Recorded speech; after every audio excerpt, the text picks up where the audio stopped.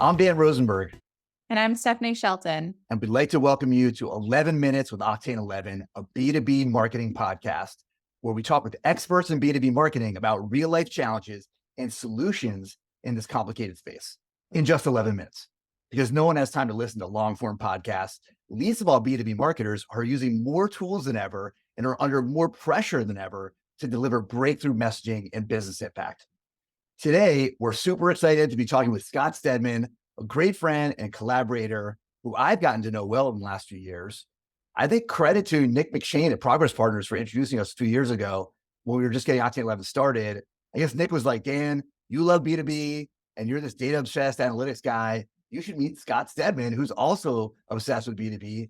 And he's this wild creative guy. So, peanut butter and chocolate, I guess. In addition to running the Imaginarium, which I think Scott is going to tell us about, I definitely also want to let you know that Scott runs the most amazing event for marketing leaders called Saturnalia in Western Mass every year. I went last year and it was amazing, but I digress. We only have 11 minutes. It's not a lot of time. So let's just get into it. Scott, please, first tell us a little bit about your background, what you're working on these days and all that. Awesome. Well, hey, thank you very much for that very gracious intro, Dan. I feel the same way about you. What I've been doing is we have launched the Imaginarium. We're a B2B agency, and we act as an agency partner to B2B brands, helping to build out a strategic account-based marketing system. Our mantra is educate, implement, execute, and of course, measure every step of the way. Yeah, so you're in a great spot to answer this next question, Scott. But what are some of those big challenges that you're seeing within B2B marketing and go-to-market motions overall? So I would say, if I'm really thinking about it, all of the different clients that we work with and friends that we have in this B2B space, I think a siloed mindset is the biggest challenge that we run into. And it leads to a cavalcade of challenges behind it. But the fact that sales and marketing often are not speaking, or they're speaking to each other in ways that are inconsistent and inefficient, leads to all kinds of friction. And that friction leads to other kinds of communication breakdowns. The way that creative has a point of view that can sometimes not be in accordance with the MarTech and the RevOps or the marketing ops teams, right? So there's so much innovation that has happened in B2B in the last, say, 3 to 5 years. Yeah. I think that organizations have embraced some of the innovation because it has such tremendous promise, but because it is often its stakeholders are siloed, it leads to all kinds of challenges. Yeah, I think a lot of times they don't even know what are the innovations that are available. What is possible now with all the things that are right. And well, possible.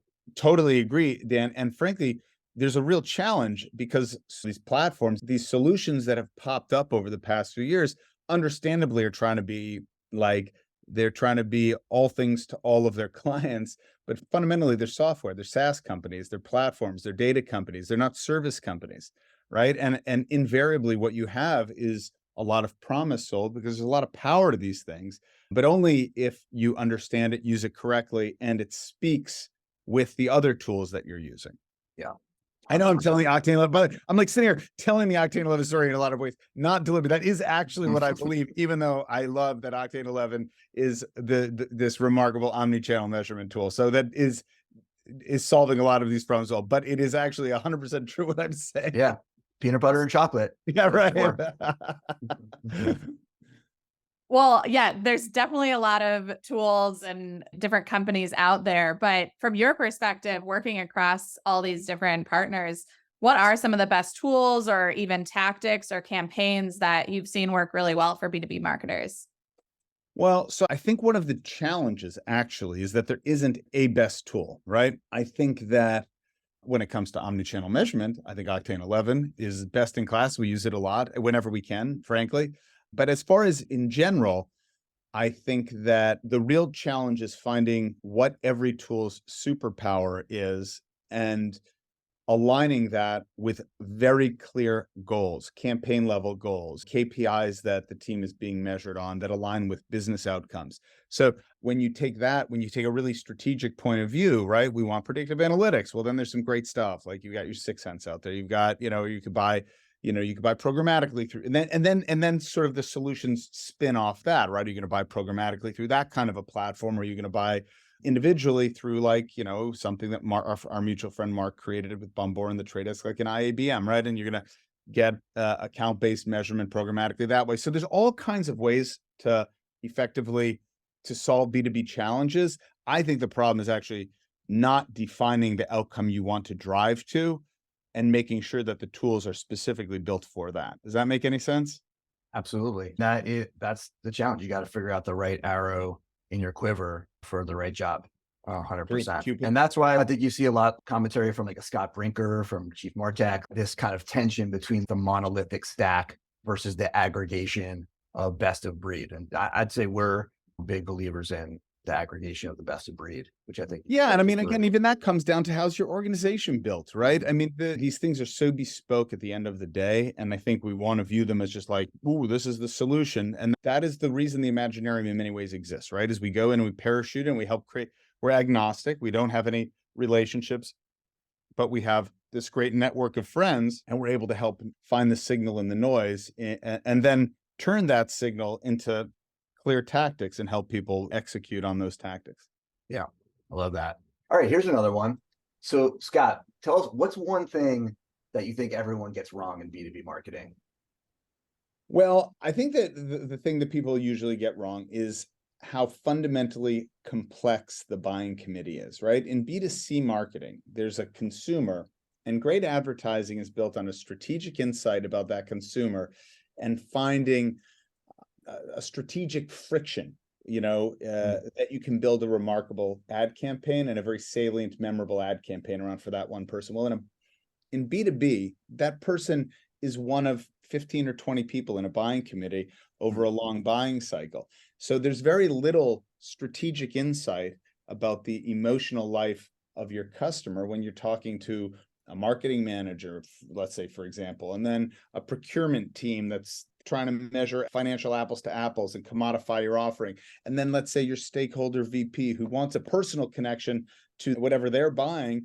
And then the CEO who's making $2 million a year and doing these calls from his yacht, right? There's very little that unifies that buying committee. So when you're trying to come up with breakthrough creative, it is a real challenge, and it's fundamentally different than the process that you would with B2C. And I think that's why really smart groups like the LinkedIn's B2B Institute have focused so much on the power of things like distinctive assets. And they have extrapolated a ton of tactics around that. So I think that kind of creative challenge is something that people really misunderstand or oversimplify when they say, it's not B2B, it's B2H, it's business to human. And that's all very true. But I think it's kind of a diminution of the real challenge of the buying committee. So true. And I mean, that's just one of the reasons that B2B is just so hard. It's fun. And I find so exciting though. And why these tools really are so valuable. Absolutely. So I'll ask you, as you think about in the last couple of months or in the last year, is there one particular win that you've had in B2B marketing or in life that you want to share? We're a young agency. We've been out for about a year. I would say the most exciting thing that's happened recently is my co-founder and I, Tiso, just announced that Mark Dye, previously the Chief Strategy Officer, Bumbor, joined the Imaginarium. So that was a very big win. It had been in the works for quite some time. Mark's someone I admire and have learned from tremendously. Also, I think is hopefully a red thread through the Imaginarium, like a remarkably good person. And so it's someone I just look forward to every phone call. So that I would say is our most exciting news right now. Yeah, I love that. Well, 11 minutes sure goes fast. And that's insane. That was 11 minutes. I literally thought we had gone through 14 seconds. Well, we got to keep it fast here, but we covered some really good stuff. We talked about the challenges of working across teams, the speed of innovation, and how hard it is to keep all the different teams up to date on everything that's working, the importance of thinking about best of breed and aggregating that and having the right arrow or the right tool for the right job. And then I love that the red thread through Imaginarium of like just working with great people. It's true, right? You know this crew. They're all 100%. I pinch myself. I get to work with this crew. It's so good, and that's amazing when you're starting out to feel that way. I feel the same way about Octane 11. Well, that's all the time we've got. So You got to keep it brief, but I feel like I learned a lot. Hopefully you did too. So thank you, Scott, so much for joining us. Thank you, man.